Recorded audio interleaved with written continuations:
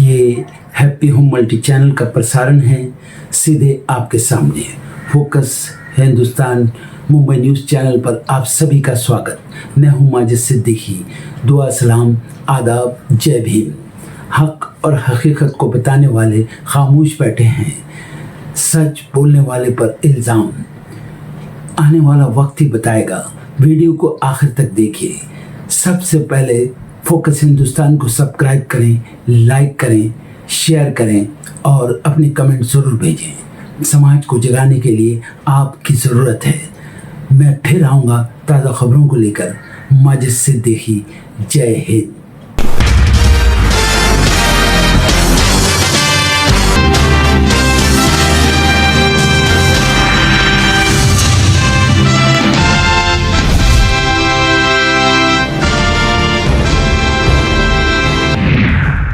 कर्नाटक दौरे पर राहुल गांधी और मल्लिकार्जुन खड़गे पार्टी नेताओं और जमीनी कार्यकर्ताओं के साथ करेंगे बैठक।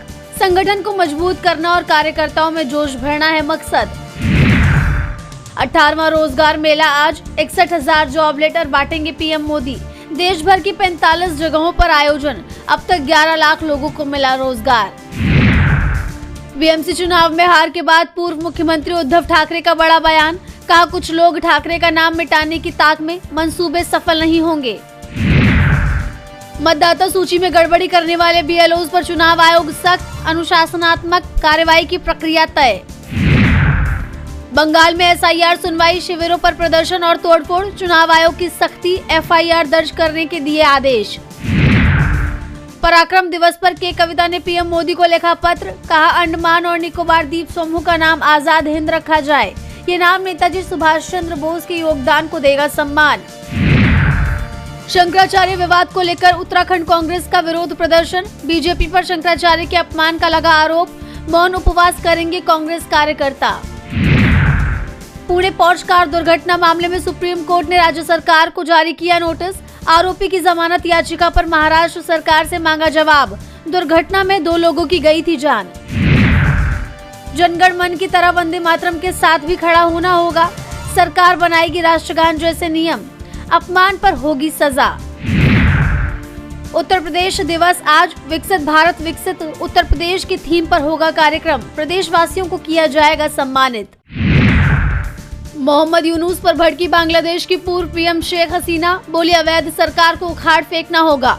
अल्पसंख्यकों की रक्षा के लिए एकजुटता का किया आह्वान। ब्रिटेन के प्रधानमंत्री केयर स्टारमर का बड़ा बयान। बोले, माफी मांगे डोनाल्ड ट्रंप।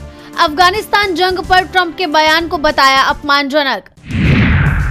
पाकिस्तान के खैबर पख्तूनख्वा में आत्मघाती हमला। 5 लोगों की गई जान, 10 घायल। ग्रीनलैंड में लगने वाले गोल्डन डोम का विरोध करने पर ट्रंप ने कनाडा को दी चेतावनी। बोले, चीन उन्हें निगल जाएगा।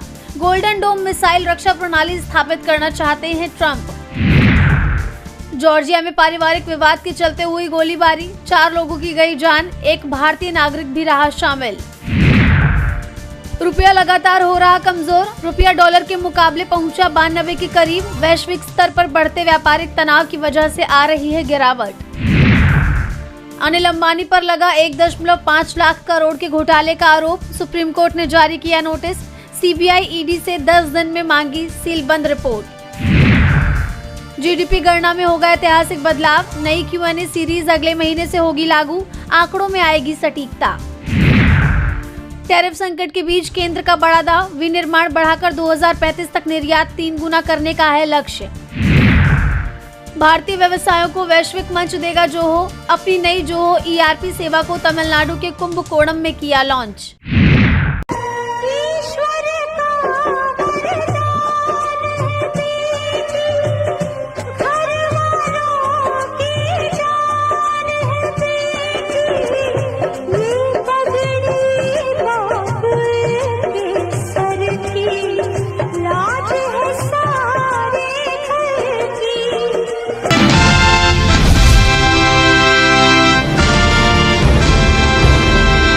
महाराष्ट्र में बाला साहेब ठाकरे के जन्म शताब्दी के वर्ष के मौके पर शिवसेना यूबीटी प्रमुख उद्धव और मनसे प्रमुख राज ठाकरे फिर एक मंच पर दिखे। इस दौरान उद्धव ठाकरे ने इशारों में शिवसेना प्रमुख एकनाथ शिंदे पर बड़ा हमला बोला। उन्होंने कहा कि कुछ लोग ठाकरे का नाम मिटाने की ताक में थे, लेकिन उनके मंसूबे सफल नहीं होंगे। पूरी दुनिया ने देखा ठाकरे नाम कभी खत्म नहीं हो सकता। शिवसेना को गद्दारी का श्राप है। कुछ लोग गद्दारी करके जा चुके हैं। गद्दारी करने वालों को कितने मिले होंगे? ज्यादा से ज्यादा 50 खोखे मिले होंगे। अब आप सोचिए, अगर मैं उनके साथ जाऊंगा तो कितना मिलेगा? इनसे ज्यादा ही मिलेगा। आज भी गद्दारी करने वालों से मुंबई का गढ़ हमने बचा कर रखा। ये सब आप लोगों के कारण हुआ। उद्धव ठाकरे ने आगे कहा कि बाला साहेब ने मराठी मानुष को जीना सिखाया, मराठियों को उनका हक दिलाया। मराठियों का इतिहास जितना रक्त रंजित है उतना किसी और का नहीं हो सकता। आज कुछ लोग मराठियों की संस्कृति को मिटाने में लगे हैं, लेकिन वो ऐसा नहीं कर पाएंगे। दो कारोबारी मराठियों को गुलाम बनाने के तरीके ढूंढ रहे हैं, लेकिन ये कभी कामयाब नहीं होंगे। उद्धव ने एकनाथ शिंदे को घेरते हुए कहा कि क्या मुंबई का भगवा आपने उतार दिया? क्या आपको महापौर का पद मिला? उद्धव ठाकरे के बाद राज ठाकरे ने बाला साहेब को याद करते हुए सरकार पर बड़ा हमला बोला। उन्होंने कहा कि जब मैंने शिवसेना छोड़ी थी तब हालात अलग थे। कुछ बातें उद्धव ने छोड़ दी और कुछ बातें मैंने भी छोड़ दी। सुबह साफ हो जाए तो बेहतर होता है, बजाय इसके कि मन में कुंठा लेकर बैठे रहें। बाला साहेब ठाकरे पर व्याख्यान देना मुझे अच्छा लगेगा। हम घर में रहते हुए भी उस इंसान को पूरी तरह समझ नहीं पाए। महाराष्ट्र और देश के राजनीतिक हालात बहुत खराब हो गए हैं। गुलामों का बाजार लग गया है। महाराष्ट्र की आज की तस्वीर देखने के बाद मुझे लगता है कि अच्छा हुआ कि बाला साहेब नहीं है। आज के हालात देखकर वो आदमी कितना परेशान होता, उस आदमी को कितना दर्द होता। पहले चावड़ी पर खड़े होकर लोगों की नीलामी होती थी, आज महाराष्ट्र में ही ऐसी नीलामी हो रही है। आज सभी जिलों में ऐसा हो रहा है। उद्धव और राज ठाकरे के इन आरोपों से बीजेपी सख्ते में आ गई है। अब देखना ये होगा कि इन हमलों पर राज्य सरकार की तरफ से क्या प्रतिक्रिया सामने आती है।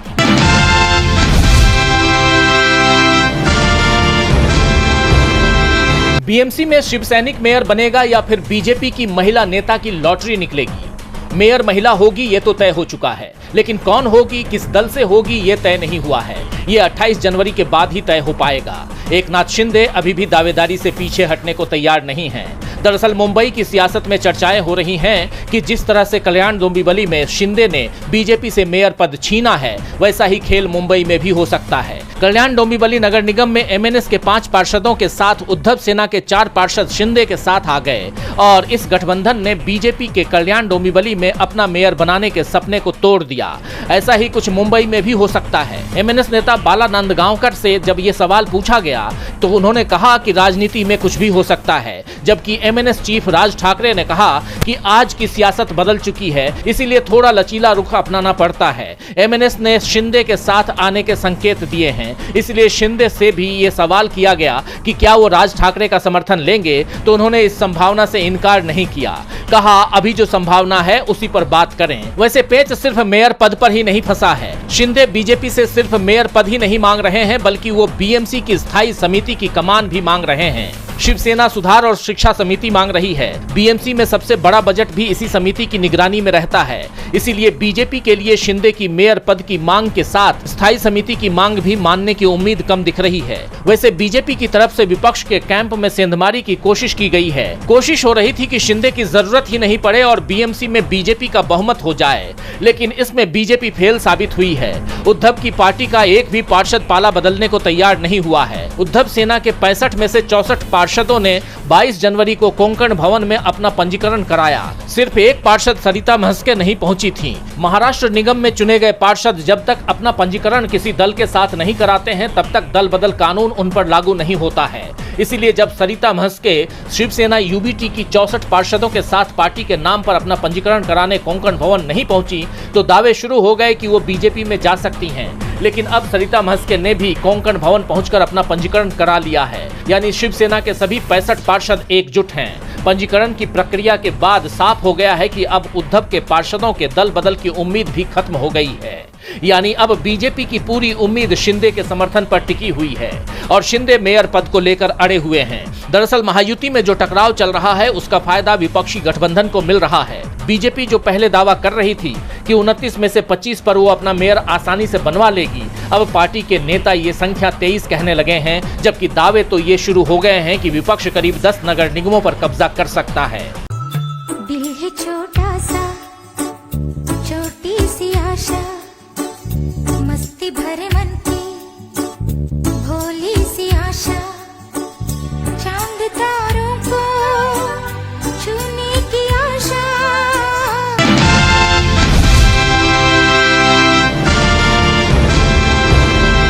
मध्य प्रदेश के धार भोजशाला परिसर में इस बार बसंत पंचमी के मौके पर एक अलग ही नजारा देखने को मिला, जहां सुबह 12 बजे तक पूजा की गई तो वहीं 1 बजे से मुसलमानों ने नमाज अदा की।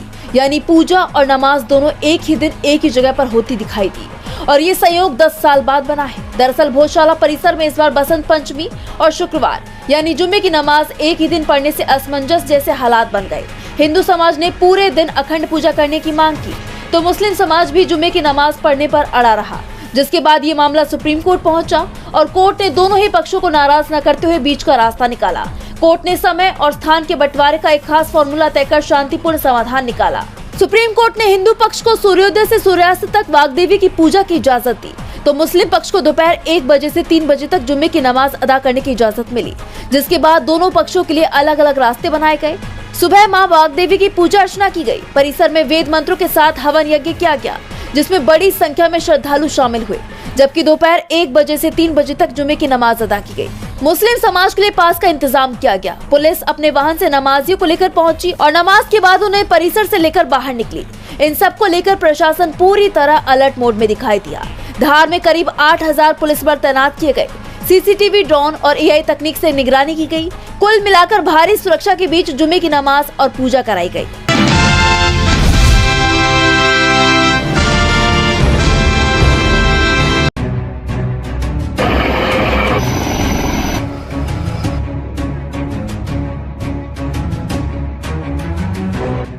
जम्मू कश्मीर के डोडा में 10 जवानों का शहीद होना सिर्फ आंकड़ा नहीं, बल्कि 10 परिवारों का पूरा संसार उजड़ जाना है। हरियाणा के 25 साल के मोहित चौहान की नवविवाहिता पत्नी का वो आंसुओं से भरा चेहरा, मां का टूटा हुआ सीना और गांव का सन्नाटा, ये दर्द शब्दों से परे है।